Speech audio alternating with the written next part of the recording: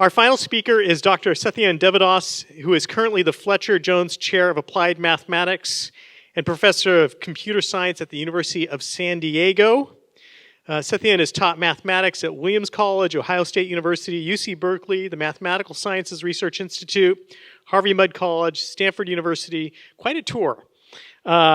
He is inaugural fellow of the American Mathematical Society, recipient of 2 National Teaching Awards from the Mathematical Association of America, and his inspiring and creative thoughts have appeared in venues such as NPR, the Times of London, the Washington Post, Los Angeles Times, etc., etc. He likes to refer to himself as a satisfactory father to 4 children and married to a queen. So please give a warm welcome to Dr. Satyan Devadoss.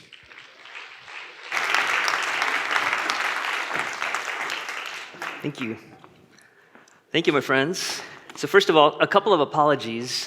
First, I'm a mathematician, and I know when you hear those words, it brings painful memories to many of you, if not all of you. So I'd like to apologize for that. And secondly, I don't exactly know how what I am in love with and what I'm going to talk about today fits into this conference. But please write to me with any complaints. It's stevelindsay@gmail.com. I'll get back to you about how this fits with the conference. So let me just start by sharing with you a few things. First, I thought I would just frame the talk in terms of myths. So I know when we think about mathematics, when I think about mathematics, I have grown up in that world and I have lived in it and loved in it. But when students, people who have experienced math as high school students, and gosh, the only thing they can think of is like trigonometry and sine and cosine, and you're bringing up these painful things, or even if you took math in college, and after a couple of years you think about like derivatives and integrals, and there's pain. Very few people kind of walked all the way up the math ladder. And so when people think about mathematics, they think of a few things. And I would like to dispel a few of the myths. And I think all I want to do for the next about 20 to 30 minutes is to do that. And then we'll just have a chance to hang out and close up today with conversation. So to me, myth number 1 is that there's a notion that math is hard. Now this is really weird to me because many people that I think of, in fact, usually when I'm traveling, have you ever, traveled and you're trying to get some sleep and there's that person in the middle seat who keeps talking to you? I'm that person in the middle seat who keeps talking to you. And I find out when people find out that I'm a math professor or a mathematician, they immediately think that I'm smart because what I do is hard. And that is an absolute myth. So let me share with you this kind of graphic that I drew up. Yeah, that shows me what it is. If you look at the left and the right here, right, you could see that on the right side, there's this notion of like how measurable and cool math is. And on the left side, it talks about how simple art is. And what I simply wanted to show you is that behind the scenes, there's this kind of spectrum of things that are happening behind the scenes of notion of complexity. So let me pause and break it down for you. So I was born and raised in India. I grew up in India. And there's a notion of how smart your kids are based on their high school test. There's like a kind of a SAT, ACT exam in high school. And the kids who do the best get to pick their majors first. So India is a socialistic country, which means those kids get funded, and the top kids kind of pick their major. And then, the next level of SAT, ACT test takers in India, whatever that equivalence exam is, this one entrance exam, they get the next set of majors that they could take their test in, and then pick the majors they want in college. And in India, it always goes from right to left. It's always the fact that the top kids would always pick something in math, and then kind of moves down to engineering and the sciences and the physics, to biology and chemistry and history and literature. And then you're talking as a parent to another parent, and you say, hey, what's your kid doing? Oh, my kid's doing bio in college. Oh, it's good. How's she doing? Oh, she's doing great. What's your son doing? Oh, he's an artist. Like, oh, we'll pray for him. Right? And there's this kind of the sense of shame. And then I realized in America, it's exactly the same thing. It really hasn't changed, right? In America, it's exactly the same notion of the fact that artists are on kind of one corner of the spectrum. In fact, you could even think of this when you can think of maybe your major in high school or major in college. You know how the artists kind of hang out on one side and the science nerdy kids hang out on the other one, and they're kind of on the 2 opposite ends of the spectrum. And my point with this little graphic here is to show you that kind of behind the scenes, there's a hidden dimension of complexity that's going on. And what I mean by that is the reason math is so measurable and so cool and so smart in some sense is that the stuff we deal with is really easy. Let me give you an example. You know that if you draw a triangle, you know that the angles add up to 180 degrees. I'm not sure if you guys know that from like geometry class from old school, right? 180 degrees of the sum of the angles. Now, there have been a finite number of humans that have lived on Earth. And if each human is drawing a triangle every second, even then there's a finite number of triangles that we've seen as humanity. And yet I can make a statement that any triangle that has ever been out there, the sum is 180 degrees. Right? I'm making a statement about the infinite, although we have finite pieces of data. Right? Now check this out. What a physicist and a chemist and a biologist do is they are bound by this thing called the physical world. Right? They have to like repeatably do these experiments, and like we think it works, oh my gosh, and that's why there are these theories that keep changing, right? Like we have this theory of gravity, oh my gosh, quantum mechanics, there's like this new cooler theory, and we keep changing theories because with new experimental data, we keep tweaking things. There's nothing to tweak about the sum of the angles being 180 degrees. That's guaranteed truth. I can say that to be truth with a capital T without experimentation because I don't care how many triangles you'll ever draw, it's going to add up to 180 degrees. So yet this truth that I have, like a capital T truth, feels like it's an amazing thing. But the problem is, I'm only talking about triangles. That's the problem, you see. It might seem like I'm smart, but I'm smart about stupid things. We kind of only do triangles and maybe squares on a hard day, right? And then the issue of kind of moving down the spectrum is that what you're dealing with changes in complexity. Let me just show you this picture.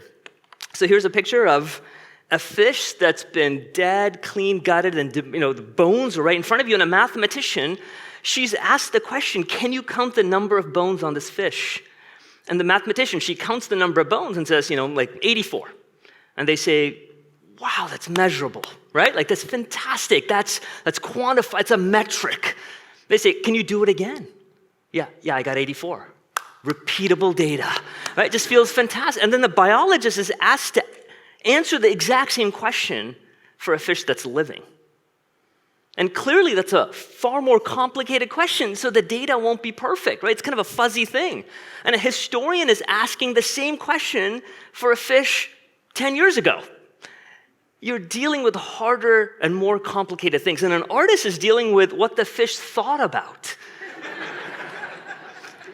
Right, you're getting into something that can't be quantified because if it was quantified, it wouldn't be art. It would be in the sciences. It'll be in math. In fact, all my job is basically quantifying things. I love to draw pictures. My entire work is based on geometry and topology, the study of shapes, and how to measure it and study the structures of that thing. And an artist, the moment they can do what I can do, they're no longer doing art. They're doing mathematics. So this notion of math being hard, the reason it's a fallacy is because we deal with silly things. So I want us, first of all, to get that concept into our minds. In fact, that's a good reason not to ever have a mathematician speak at a conference like this. Because why am I here? I don't deal with the things you guys are dealing with. So let me give you this line right here of complexity on the left side of the line and the right side of the line. And I know you might not be able to see this, but maybe you can see it enough to know that the left side looks creepy. And the left side is actually an honest-to-goodness page from quantum mechanics. Right, it's a book in quantum mechanics, and my question is, which is harder, the page on the left or the page on the right? And the page on the right is just a poem here. It's a little part of a poem, and it's actually my favorite poem in the world, which is Beowulf. And the question is, which is more complicated? And it feels instinctively, if you ask any kid on the street, maybe yourself or your parents or your family members, and you say, which is complicated, it feels like it's kind of sexier and harder to talk about the page on the left. But really, they're just formulas. It might have square root, it might have negatives, it might even have plus and minus the letter I, like a complex number, but even that is still doable. Give me an hour and I'll tell you. But it'll take me a lifetimes, to even begin to understand the power of Beowulf. And so to me, to say that the page on the left is difficult is silliness, right? It's actually so simple that a formula can tell you the answer to it. I've been married 25 years. My wife will guarantee tell you there's no formula in the world to take care of her. I've been trying to find out. It does not work, right? I wish, even if it was a complex number with sines and cosines, I guarantee no human in the world will not work really hard to find out what that formula is. But we don't know what it is because the level of complexity is through the roof. But math deals with simple things. It's not hard. So to me, the solution, I want to kind of give you 3 myths and 3 of my takes on it. So to me, what does it look like to try to push against this myth? And this is one small thing. So the way I'd like to break through is actually for mathematicians to work with artists. For me, it's because math is actually dealing with the easy stuff, and yet at the same time, there are these amazing, beautiful things in mathematics I'm in love with. But artists are dealing with things that can't be quantified. So what would it mean for a mathematician and an artist to get together and do work together? And this is an output of that example, but let me share with you what I think it is. Usually when you have artists thinking about math, they think about dumb old math. They think of things like calculus, which is 400 years old, or they think of things like chaos theory, which is 50 years old. This is far old in the math world. I want to think about math that hasn't been solved yet, right? Just like an artist wants to create a work of art that is new. A mathematician wants to create new works of mathematics. So how do you have an embodied creation of mathematics in the lens of an art world? Is you have to work with an artist. So Owen Shu is an artist, a friend of mine who's in the Bay Area now. Now he's in the East Coast. But we came up with a triptych of paintings. This is just a sample of what we came up with, but it was showcased in LA to New York to Berlin to all over the world in different pieces. But it's just beginning to have 2 idiots like us get together and say, what would it look like if you have these disciplines that are kind of far off in some sense, complex disciplines dealing with hard things to simple disciplines like math kind of working together. So that to me is like a way of at least beginning to put those breaches together. Here's my second myth. The second myth is that math is safe. Now I say this because most of the time, many things we deal with have a lot of consequences in the world today. And this is more of a narrative that I'm speaking to myself and my own community than it might be for you.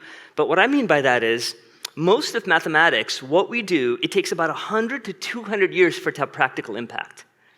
Because the closest discipline I know of the way a mathematician thinks, not what we do, but the way we think is closest to the way an artist thinks.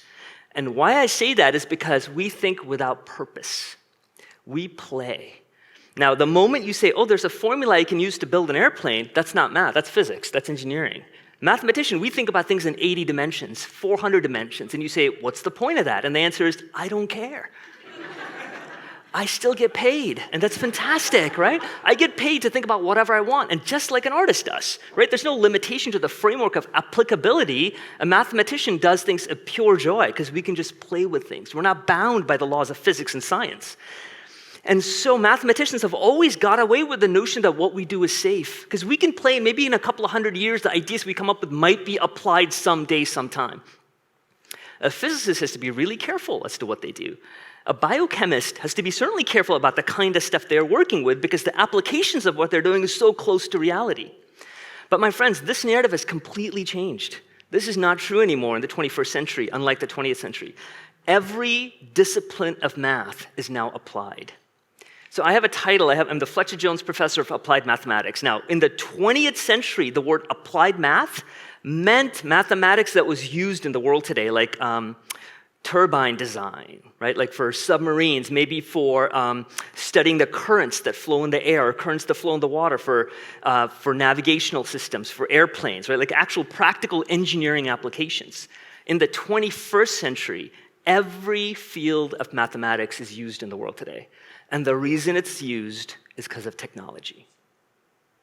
Technology has given us like an immediate plug into the current world. So ideas in shape that I study that are about 200 years old is now a $20 million company that a friend of mine started at Stanford. Like within a day, he started a company on the study of shapes, and you're doing facial recognition software. You're doing all of these things about shapes that were esoteric and kind of useless in the math world can be immediately coded and accessible. So this notion of math being a safe ground no longer exists in our world. So here's a cover of Nature from a year-ish ago, which talked about this computer program that defeated the world's best Go player, something that we thought wouldn't be possible. It's not a chess game, which is a 8x8 grid, but it's almost a 20x20 grid where the moves are very shape-oriented rather than weight-oriented. In chess, a queen is worth like 10 points, and a rook is worth 5 points. It's really good for computers to think it through. In the game of Go, this ancient Japanese-Chinese game, things aren't worth any point. So you have to kind of understand how shapes work, and now we have software that can crush it. Here's another thing where math is directly plugged into is Tesla.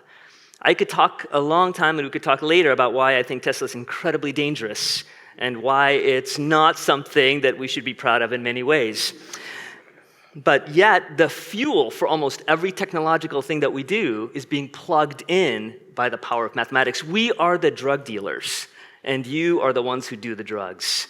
Like, we empower you to carry your cell phones that make you less and less human. That's us. So here are a couple of warning signs, right? First, how is the data acquired, the mathematical weaponry that we're equipping the technological companies in Silicon Valley and LA to do? How is the data acquired for you and for the companies to thrive? Not in good ways. Right? So there's the danger sign number one. Secondly, there's a notion of algorithmic bias. We talk about notions of machine learning. Well, machine learning learns from the sins of the previous fathers. So all we're doing is compounding the data. There is no new Jerusalem going in. It's basically the fall that's been compounding it and learning it from. Third, there's a notion of incredible ecological cost. One of the reasons I really worry about people talking about the green movement and about electrical cars being the saviors of the world today is they're powered by lithium. And lithium is basically mined in the world, and there's basically warfares between nations going on right now to the control of lithium. Actually, almost any power centers you can imagine in the world today, including where Amazon is hubbed, where Apple is hubbed, and where Facebook is hubbed, they are actually fueled by massive amounts of energy that's needed to run those centers and massive amount of water that's needed to cool those centers. And even the notion, I think we talked a little bit, I think Steve mentioned during the talk, during kind of the end of his talk on welding, he said there's so many people who are lonely today. And one of the main empowerments of loneliness is we find our identities in staring at a phone. I don't carry a phone, but like we see people kind of at the bus stop or waiting for the Uber, just kind of looking at the phone. It almost feels like they're ashamed of who they are and they need to try to find solace and identity somewhere else. There's this notion of loneliness that this notion of technology has just empowered and made us. In fact, USC, the director of spiritual life at USC, Varun Soni, he's the first, I think the only maybe non-Christian director, he's a Hindu, of the director of a big program. And he started a course at USC, he started a course that was basically no units, right? You don't get any credit for it, but he kind of opened it up to kind of 500 kids can take it. He said within like an hour, 500 kids took it with a 500 kid waiting list. And the title of the course is How to Make a Friend. Like, kids today have no clue how to actually make friends, being raised in a technological world. And mathematics is the wonder drug that's fueling all of this. And the last one is this notion of artificial intelligence.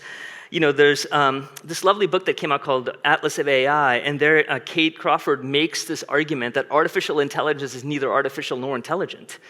Namely, the fact that when we talk about things in the cloud, there's nothing ever in the cloud. There is no cloud. It's actually physical, embodied things of material wires and electrical systems that keep data and store data and manipulate data. And there's nothing intelligent behind the scenes. Massive amounts of human labor that is there to make sure the code is run, that Amazon makes sure that people are delivering your packages. It feels like magic, but it's not magic. It's a massive amount of human labor that goes on behind the scenes. Here's what Martin Heidegger writes. This is years ago when the typewriter first came in the market.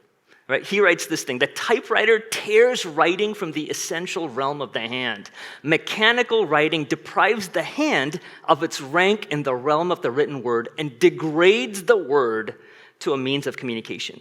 I'm not sure if any of you have received a letter, like an actual letter from your grandparents, from your parents, from your aunt and uncle, maybe your mentor who you love. Like, you just treasure it because you know how their handwriting looks like. You know, their funny way the S is slipped or the way the T is crossed. And now everything is communicated through email and through text. I don't even know what Heidegger would think about text or email or emojis. But he's talking about the fact that the notion that when you're actually talking to somebody and sharing information, your body is needed to do this thing. And technology has more and more made us less human by pulling us away from those notion of an embodied life. And the weaponry for all of that is mathematics. And we could talk about those in technology and ask them if it's true, and it is. Math is driving all of this stuff. Here's what J. Ambrose, who's a doctor, I just interviewed him, I was talking to him. Here's what he says. He says, as a physician who has transitioned from paper and pen to the electronic health record. I'm not sure if you go to your doctor today, they start typing things in, right? He says, something in my clinical thought process has been lost as I am now focused to click through computerized templates. I remember less about my patients. We talk about the fact that the phone and the notion of electronic records is making us efficient. I completely disagree with this thing. A lot of times we just take our phone and go, oh my gosh, he said something. Maybe I'll look it up on Amazon and see if I can have it. That actually is making us less human. You would think it's making you actually more efficient. It's actually making you less efficient. What he's saying is, if it was pen and paper, sure, there's ecological cost, but you know what? The moment you walk in the door 6 months ago to your doctor, the doctor might actually maybe draw a flower next to your label because you might have been wearing a flower that day. Maybe you made a comment about your kid or your aunt or your nephew or your mom or dad about a flower.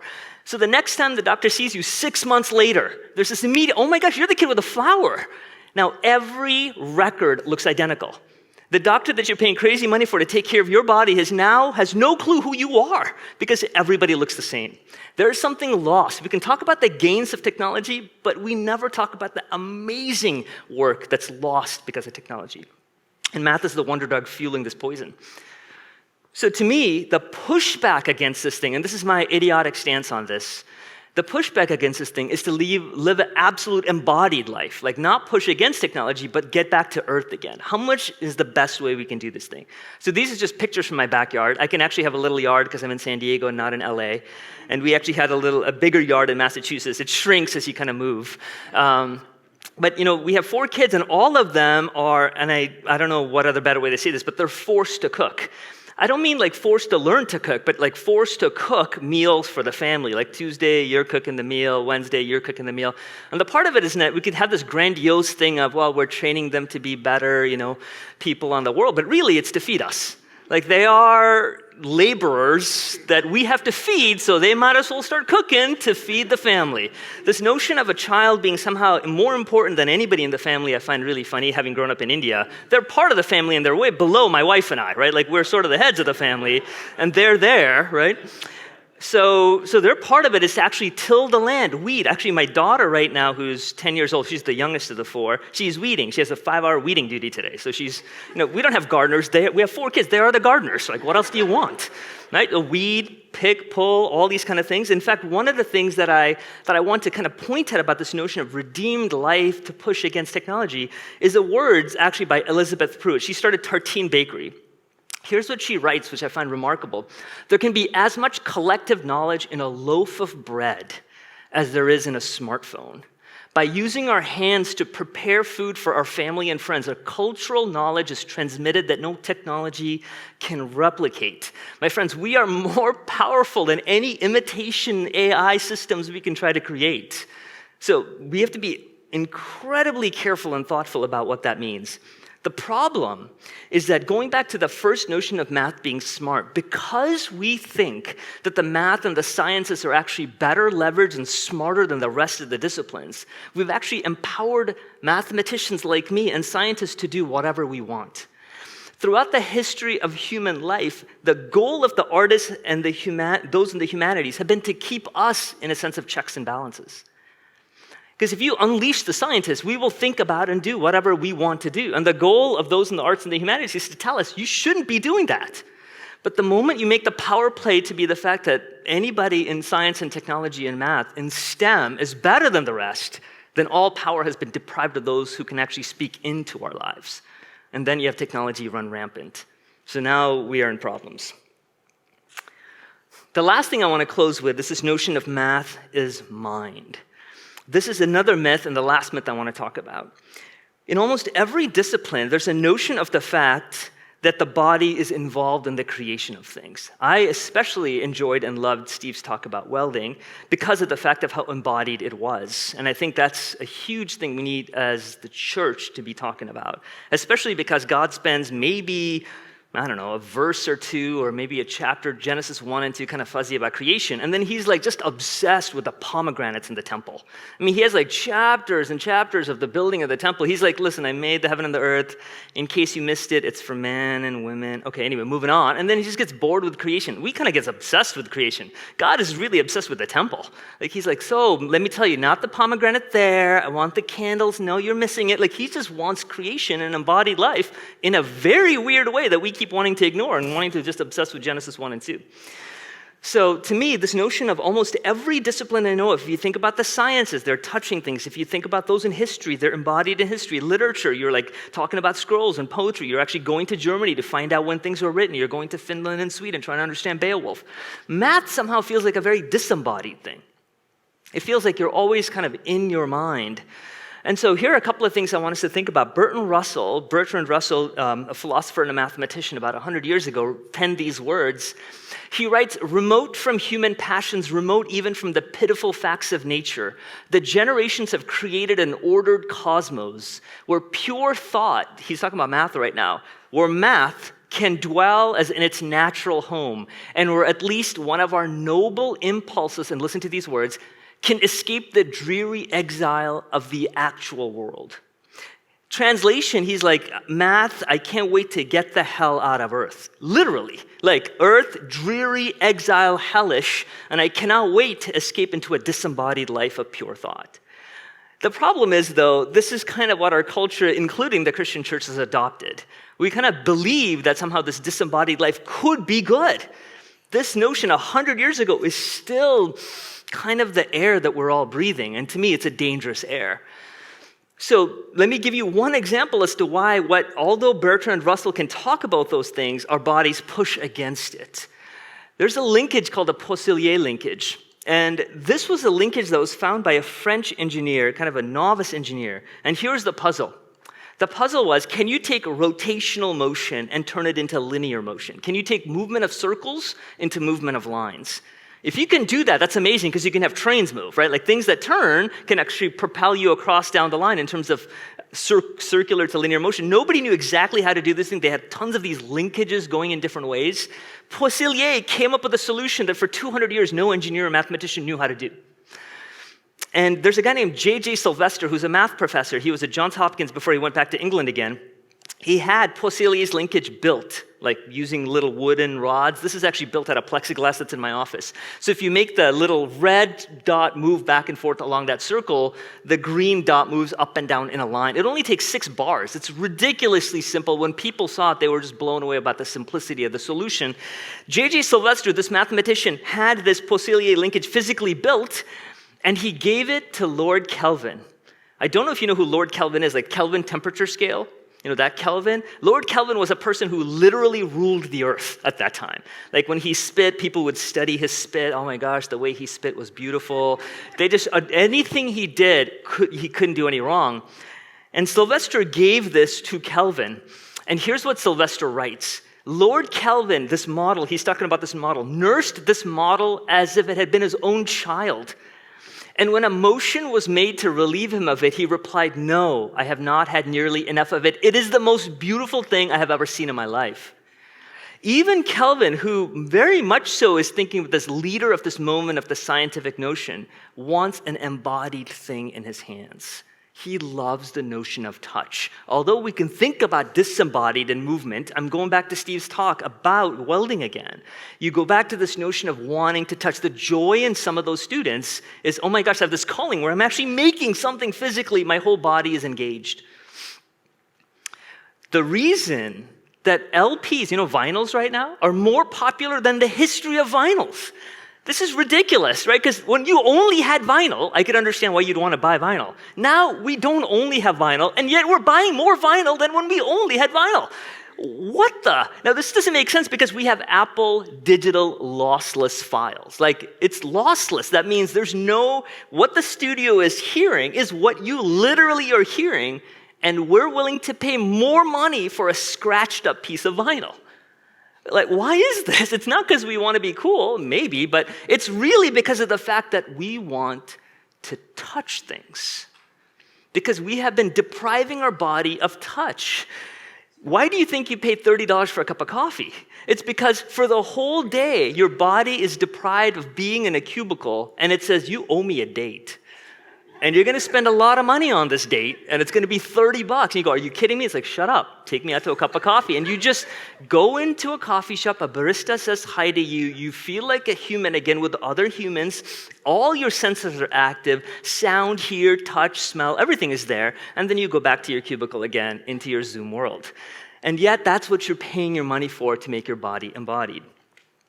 So this is why now we have this ice cream revolution. By the way, the greatest ice cream is greater, so we could talk more about that later in the Q&A. But again, this notion of this great ice cream in the world today, artisanal, we kind of run out of words to say, right? Great ice cream, high-end ice cream, very artisanal, high-end. We just keep putting adjectives in front of things. It just means how much you're going to pay. And to me, let me close today by giving you some solutions of what I think might work. This is, again, my own way of pushing back against these myths. So we built, about 100 of us and I, several mathematicians, engineers, theater professors, along with volunteers from San Diego. We built a 2-ton sculpture. We raised $60,000 and we took it to Burning Man. So this sculpture is about 12 to 16 feet tall. All the panels unfold. You can get in and close yourself up again. This is what it actually looks like in the desert. And it was an amazing experience. If you're actually inside the sculpture, this is what it would look like, right? It's actually lined with mirrors. It actually asks 2 unsolved questions. Question number 1, what is the shape of the universe?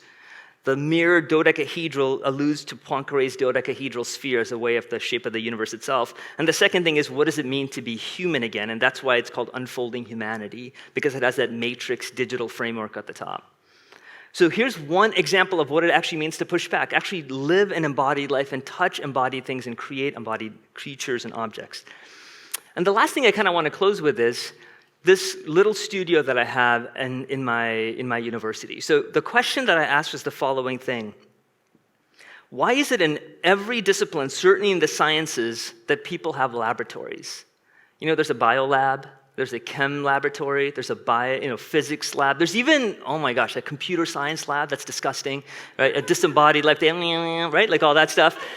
Why isn't there a math laboratory? Like, why can't there be a place where mathematics is touched? Shook some hands, got $1 million, renovated the department, and this is the reason.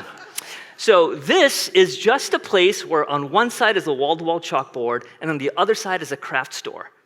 It literally has nothing other than pipe cleaners and popsicle sticks and glue and paper, and there's a sewing machine. I think it's the only thing that's kind of plugged in. But everything else is completely cheap, simple material.